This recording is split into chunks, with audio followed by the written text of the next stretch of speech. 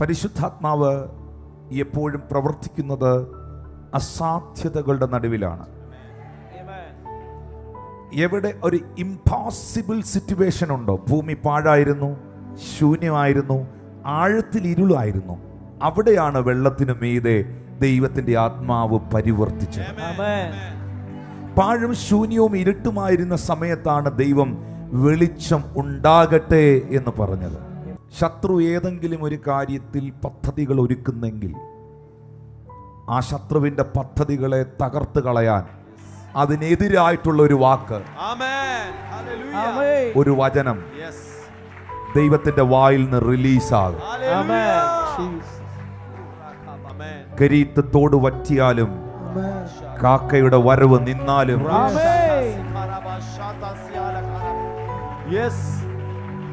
തീച്ചൂള പതിവിലും അധികം ചൂട് പിടിപ്പിച്ചാലും അലറുന്ന സിംഹത്തിന്റെ കുഴിയിലിട്ടാലും അവിടെയെല്ലാം തന്റെ മക്കളെ ഗാർഡ് ചെയ്യുന്ന, പ്രൊട്ടക്ട് ചെയ്യുന്ന ഒരു ദൈവമുണ്ട്. ഒന്ന് കൊരിന്ത്യർക്കെഴുതിയ ലേഖനം 15-ാം അധ്യായം 57-58 വാക്യങ്ങൾ. നമ്മുടെ കർത്താവായ യേശു ക്രിസ്തു മുഖാന്തരം നമുക്ക് ജയം നൽകുന്ന ദൈവത്തിന് സ്തോത്രം.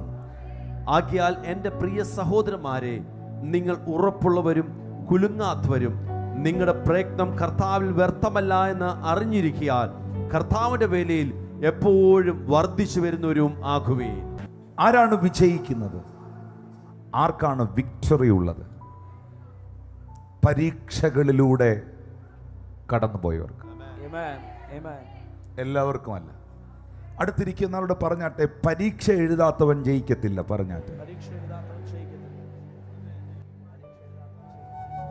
ആത്മയുദ്ധത്തിലൂടെ പോയവർ ഇതിനകത്തുണ്ടോ?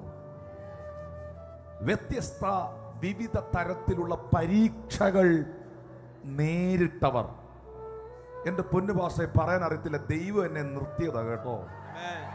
ആ ഗ്രേറ്റ് ഗ്രേസ് ഉള്ളോണ്ടാ ഞാൻ നിന്ന കേട്ടോ എന്ന് പറയുന്ന ചിലർ ഇതിലില്ലേ? നിനക്ക് വേണ്ടി തുറക്കുന്ന വർഷമാണ് 2020.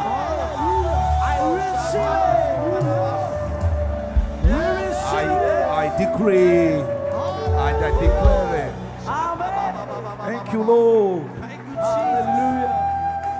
എല്ലാവർക്കും ജയമെന്നല്ല, പരീക്ഷകൾ നേരിട്ടവർക്ക്, കഴിഞ്ഞ വർഷങ്ങളിൽ വിവിധ പരീക്ഷകളിലൂടെ കടന്നുപോയവർക്ക്, പ്രാർത്ഥിച്ചവർക്ക് വിജയം ആസ്വദിക്കാൻ ദൈവം തുറക്കുന്ന ഒരു പുതിയ വർഷം.